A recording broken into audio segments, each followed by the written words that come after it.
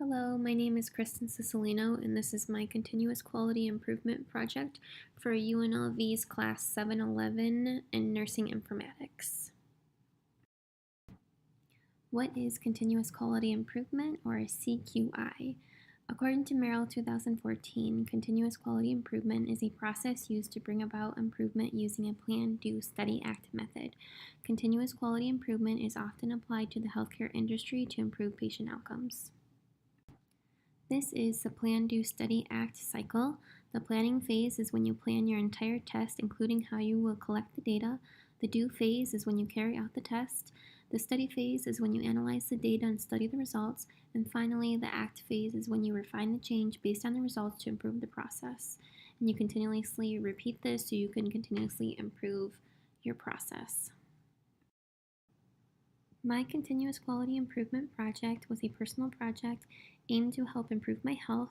Prior to this quality improvement project, I inconsistently exercised either no days a week to up to 3 days a week and noticed a decrease in my mood and energy, as well as an increase in stress, poor sleep quality, and a decline in my overall health, specifically an increase in my weight.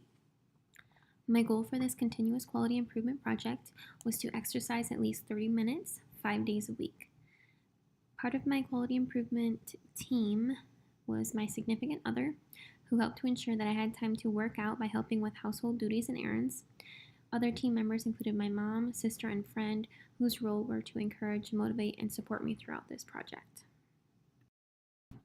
Here I have my process map. A process map is a tool used in continuous quality improvement that can show workflow. So here's my workflow here. I started with the question, will I exercise today? And I based my process map around different activities that I do during the day or during the week that may hinder my ability to get my workout in or not. So the green is where it says I will work out, and the red is that I won't work out. So I just follow the map around and it will tell me if I will be able to get my workout in or not.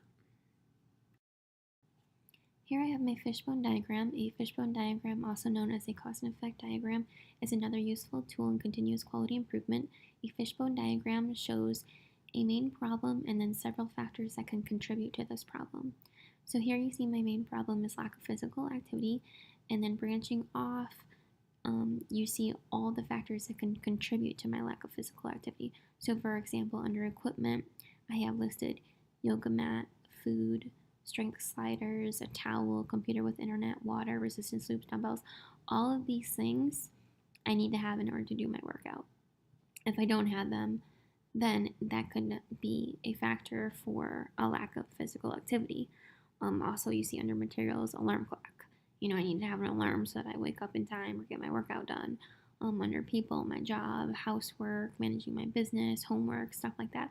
All of these are factors that can contribute to my lack of physical activity. There are 3 important measures when we talk about quality improvement projects.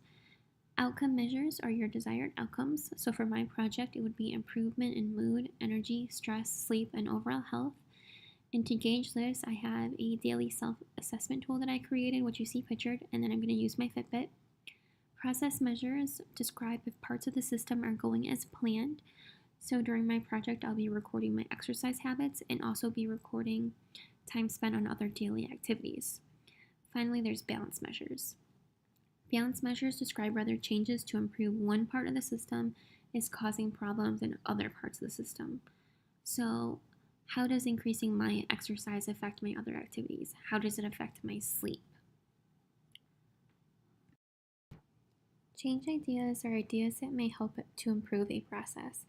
My change ideas for this project is to plan my week ahead of time, schedule in time to exercise, and exercise right after I woke up.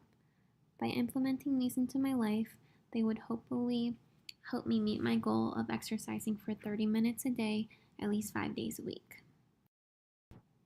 To start my continuous quality improvement project, I followed a plan, do, study, act method. The first phase is the plan phase. So I started by determining the total number of average free hours in the week to exercise. I made a list of all the activities I do on a daily or weekly basis, such as self-care like showering and getting ready for the day, sleep, meal prep, time spent eating meals, leisure activity like reading, watching TV, relaxing, housework, including cleaning and laundry, errands, homework, personal business, in my work and work commute. So I took the total hours spent on that and subtracted it from the total hours in the week, and I found I had 12.5 free hours a week to incorporate exercise into. Next, I planned my week ahead of time and decided what days I would exercise. I work night shift, 7 p.m. to 7:30 a.m., and that's 12-hour shifts, 3 days a week. So I decided that I would work out on my days off and also on the first day of my work week. Next, I documented a pre-intervention week, which is pretty much what my weeks have looked like before implementing this change so that I could do a comparison.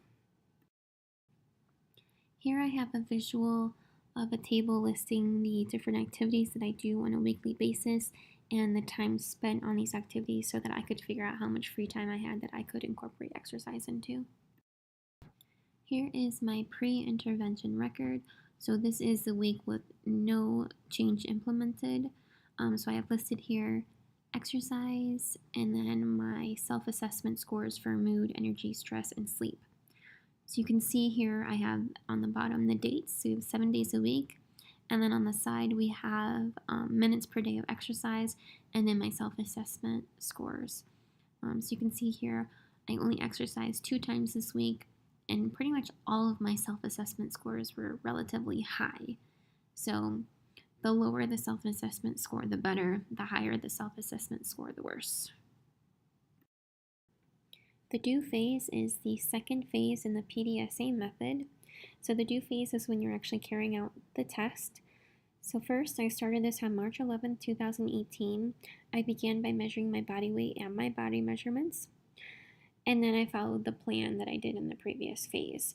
I recorded each workout session with my Fitbit, and then I did all of my daily self-assessments. And then if I wasn't able to exercise, I documented why. Next, we have the study phase of the PDSA method. So here I implemented my change for 4 weeks, and then I made 2 charts that document my results. So I have a chart for weeks 1 through 2, and then another chart for weeks 3 through 4, which I will explain on the next slides. So here's a visual of my results for intervention weeks 1 and 2.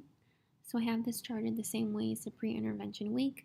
At the bottom I have the dates separated by week 1 and week 2.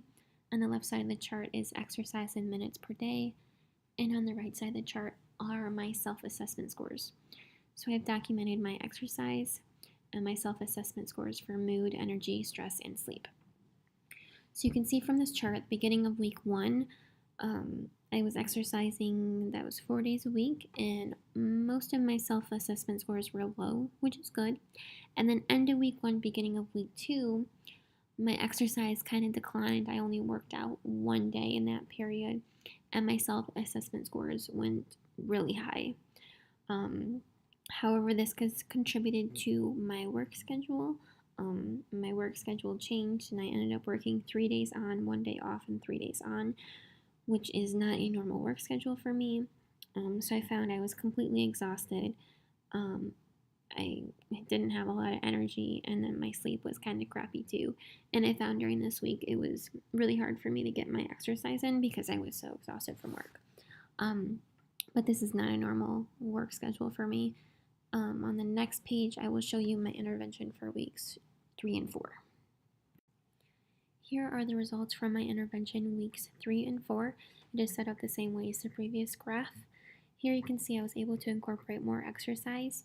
You can see that on the days I exercised, my self-assessment scores were much lower than on the days that I did not exercise. The days that I didn't exercise on this graph were days that I had work scheduled. The big difference between weeks 3 and 4 and weeks 1 and 2 is that on weeks 1 and 2, I did not exercise on the first day of my work week, whereas during weeks 3 and 4, I did exercise on that first day of my work week. However, I found that when I did that, my sleep scores actually got worse because I had to take that extra hour to dedicate to my workout, and I lost that hour of sleep. From the total data that I collected, I found I was unable to meet my goal of exercising at least 5 days a week. I was able to exercise at least 4 days a week. However, despite not being able to work out 5 days a week, I was able to work out for 30 minutes or longer on each of the days that I exercised. My workouts range from 30 minutes all the way to 60 minutes. So, although I did have an improvement with exercising 4 days a week from 30 to 60 minutes, I still wanted to be able to meet my goal of exercising at least 5 days a week. Here is the final phase in the PDSA method. This is the ACT phase. This is where you continue to implement the change to further improve the process. So here I wanted to work a little bit harder to try to meet my goal. I still planned my week ahead of time, I scheduled time to exercise, and I consulted with my team members for a little bit more support and motivation. So here is my graph of the results. Unfortunately, I was still not able to meet my goal of working out 5 days a week. Here you can see I worked out 4 days a week. I worked out from 30 to 45 minutes each session. And then the days that I didn't work out, those were the days that I was scheduled to be at work. You can see from my results that on the days that I exercised, all of my self-assessment scores were low. And then on the days that I didn't exercise, my self-assessment scores became worse. So although I wasn't able to meet my goal of working out 5 days a week, I still had a pretty big improvement on the days that I did exercise. Here I have listed my final results of my CQI project. So after implementing the change, I was able to triple my exercise. The majority of my self-assessment scores did improve. I put a little table here to kind of show my average scores. I just took the average across all of my intervention days. So you can see my mood, pre-intervention, my average score was a 2.14. Post-intervention, it went down to 1.39. Energy, pre-intervention was 2, post-intervention was 2.07.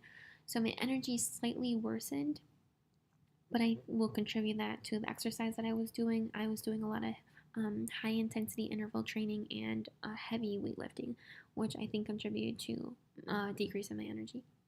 Stress pre-intervention, my score was 2.42, post-intervention 1.68, so that significantly decreased. And then finally sleep, I went from pre-intervention 2.14 to post-intervention 1.8. So other things that I measured, my body weight ended up staying the same. But I think that's due to the weightlifting that I was doing. But I did lose a total of 5.5 total inches around my body. A little bit of self-reflection here. Overall, I think that my continuous quality improvement project was a success. Although I was not able to meet my goal of working out at least 5 days a week, I was able to work out mostly 4 days a week, and I did work out for 30 to 60 minutes a session. So that proved to really make a big difference in my mood, my energy, my sleep and stress, and just my overall health. So I'm pretty happy with that. I think I learned more about myself with this project and kind of what it takes to be committed and dedicated to making a big life change like this. And I also learned how important it is to have good support so that you're able to get through it. I realized how easy it is to use the PDSA cycle, and then it can pretty much be applicable to anything. My specific personal QCI project can be applicable to my workplace because it did prove that exercise can have a positive impact on mental health as well as physical health. So maybe trying to incorporate more exercise into patients' plan of care could be a QCI project. Other QCI projects for work not related to my exercise, my personal one, could be doing a continuous quality improvement project on hourly rounding, on patient falls, weaning trials for ventilators, pain management, anything like that to help improve patient outcomes.